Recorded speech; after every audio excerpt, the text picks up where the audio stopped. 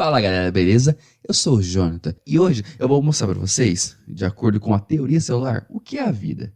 Bom, mas afinal, você já se perguntou o que é a vida? Uma bactéria é vida? Um vírus, que é aquele que te causa doença, é vida? E a resposta vai estar neste vídeo. Há controvérsias, já adianto, mas se resume à teoria celular. O que é a teoria celular? Ela diz que todo organismo que possui célula é um ser vivo. Logo, uma árvore é um ser vivo porque ela possui célula. Um cachorro é um ser vivo porque ela possui célula. E uma bactéria também é um ser vivo porque ela possui célula. No caso, ela é a própria célula. Temos aqui algumas ilustrações dizendo que cogumelos também possuem células, são os fungos. Amebas também é a própria célula da ameba. E uma ovelha, nossa querida ovelha rosa aqui, também é um ser vivo, de acordo com a nossa teoria celular. Mas além disso, pessoal, tem algumas curiosidades, algumas propriedades das células que eu vou explicar aqui agora.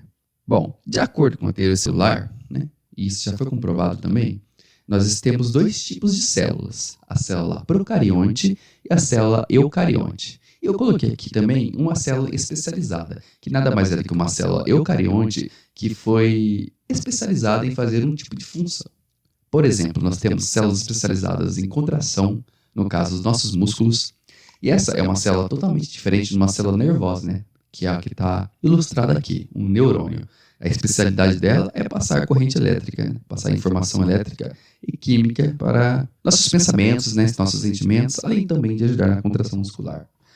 Além dessas duas, temos muitas outras células especializadas, mas o conceito aqui vai ser mais em célula procarionte e célula eucarionte. São os dois tipos de células que nós temos atualmente, ok? No caso, a começar pela procarionte, elas são células simples, que não apresentam organelas membranosas nem núcleo diferenciado, ou seja, sem carioteca.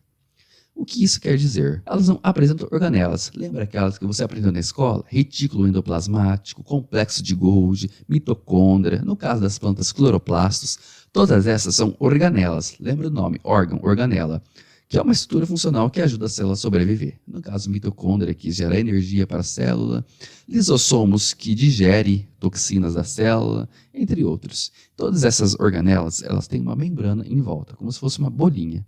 Então, elas são chamadas de organelas membranosas.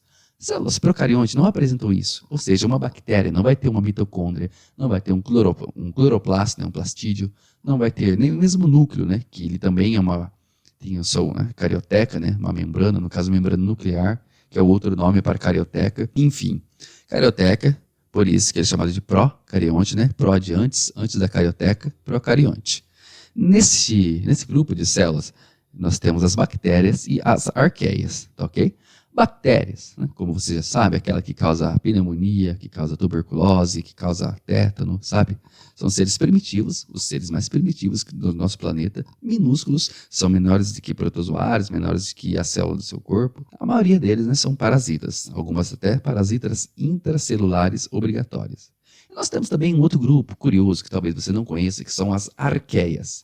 As arqueias não são bactérias, apesar de elas serem muito parecidas. A principal diferença de uma arqueia e de uma bactéria é que, até hoje, não foi descoberta nenhuma arqueia que causa doença no homem, diferentemente das bactérias, que todos nós sabemos. E a sua parede celular, que é como se fosse um escudo dela, tem uma composição química diferente das bactérias. Mais especificamente o peptidoglicano, mas isso fica para outro dia.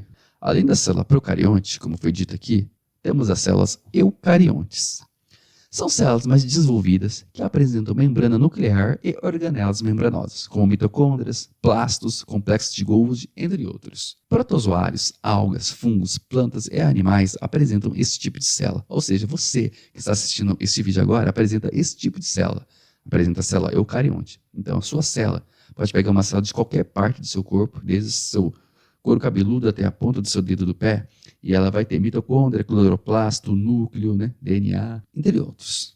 Então, este é o segundo tipo de célula mais abundante, célula que as árvores vão ter, plastídeos, no caso. Protozoários, a famosa ameba, a tão famosa, Algas. Existem algas unicelulares, por exemplo, quando você vê aqueles vídeos do mar brilhando à noite, são algas unicelulares que causam aquele brilho, maré vermelha, e todas essas são sim células eucariontes. Fungos, bolor do pão tem célula eucarionte. Plantas e animais, como você deve imaginar. Aí você se pergunta, falamos de todos os seres vivos, arqueias, bactérias, protozoários, e os vírus? Afinal, o que eles são, Os vírus não possuem células, apenas apresentam material genético, né, que é o DNA ou o RNA. Então, já entra em um contexto da teoria celular. Se a teoria celular diz que todo ser vivo que contém célula, todo ser que contém célula é um ser vivo, os vírus não contêm célula. Logo, pela lógica, eles não seriam ser vivos. Então, há controvérsias neste mundo. Há biólogos que consideram vírus ser vivos e há biólogos que não consideram vírus seres vivos, né? Vírus são parasitas intracelulares obrigatórios, ou seja, eles só conseguem se reproduzir e sobreviver dentro de uma célula. Quando os vírus estão pairando no ar, né, como você vê, alguém espirra e solta um vírus da gripe, por exemplo, no ar, ele fica inerte, como se fosse uma partícula de poeira, não acontece nada com ele. Quando você respira, ele vai lá, é ativado por uma proteína, né, que fica na membrana das células pulmonares, por exemplo, da gripe. E aí ele consegue entrar dentro da célula. Então, além da teoria celular, né, existem outros pontos, né, outras características que também caracterizam a vida, como, por exemplo, reprodução, autossuficiência e a presença de DNA e RNA, que é o material genético que o vírus tem. Se você for analisar um vírus, ele nada mais é do que um fragmento, né, de DNA, né, de nucleotídeo, envolto por uma cápsula de proteína. O vírus nada mais é do que isso. Ele não tem ribossomo, né, que sintetiza proteínas nem nada. Então, ele invade a célula, coloca o seu DNA no núcleo, né, no DNA da célula, né, hospedeira, e essa célula passa a sintetizar novos vírus. A controvérsia é que, apesar do vírus não conter célula, ele consegue se reproduzir, consegue se alimentar, entre outros.